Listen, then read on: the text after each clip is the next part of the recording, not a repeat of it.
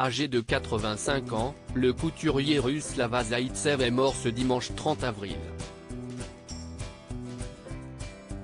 Surnommé le Dior rouge, il a connu le succès grâce à ses nombreux modèles de robes motifs inspirés des tissus traditionnels russes. Ce dimanche 30 avril, le couturier russe Slava Zaïtsev, surnommé le Dior rouge, est mort à l'âge de 85 ans, comme l'a confirmé à la AFP la porte-parole de sa maison de mode à Moscou. Elle a aussi ajouté qu'en mois de mars, lorsqu'il a réuni ses amis pour son anniversaire, on voyait déjà qu'il était très faible.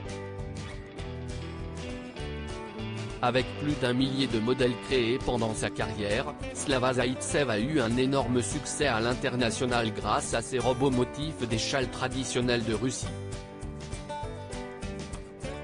Né en 1938, il a grandi dans une famille modeste dans le nord-est de Moscou. C'est sa mère, femme de ménage, qui lui a appris les bases du métier. Quand j'étais enfant, ma mère m'avait appris à broder pour que je ne traîne pas dans la rue sans but. Le soir, avec des copines, on cueillait des fleurs sur l'avenue Lénine pour les dessiner et reproduire ces dessins dans des broderies. C'est comme ça que je me suis initié à l'art, avait-il confié à la AFP.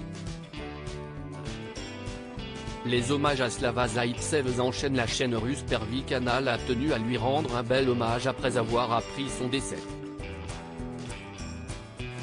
Le couturier Vyacheslav Zaïtsev est décédé. Cette année, il a fêté ses 85 ans, a-t-elle annoncé, avant d'ajouter que cet homme a dicté la mode soviétique et russe pendant des décennies, un novateur qui n'a pas eu peur d'expériences audacieuses. De son côté, le styliste russe Sergueï Zverev a regretté le départ d'une légende, déclarant « C'est une grande perte pour le monde de la mode mondiale ». Slava Zaïtsev reconnu dans le milieu de la mode française fier de ses créations, Slava Zaïtsev avait confié à la AFP en 2017 qu'il pouvait habiller toute une parade sur la place rouge avec ses vêtements.